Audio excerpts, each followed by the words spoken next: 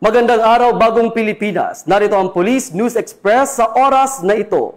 Nilinaw ng Philippine Institute of Volcanology and Seismology o PHIVOLCS na walang kaugnayan sa isa't isa ang mga naganap na lindol sa iba't ibang bahagi ng bansa nitong mga nakaraang araw.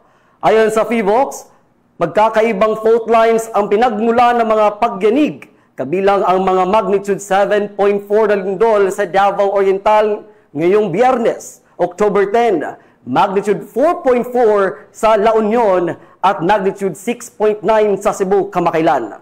Dagdag pa ng ahensya, normal lamang ang mga pagyanig sa Philippines dahil bahagi ito na tinatawag ng Pacific Ring of Fire kung saan madalas mangyari ang mga lindol at pagsabog ng bulkan. Samantala, kinansila ng PHIVOLCS ang tsunami warning na nakataas sa baybayin ng ilang probinsya ng Mindanao at Visayas.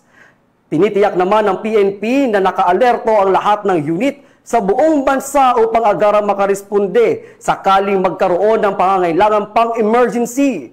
Pinapayuhan din ng publiko na manatiling kalmado, maging maingat at sumunod sa mga paalala ng mga otoridad para sa kaligtasan ng lahat.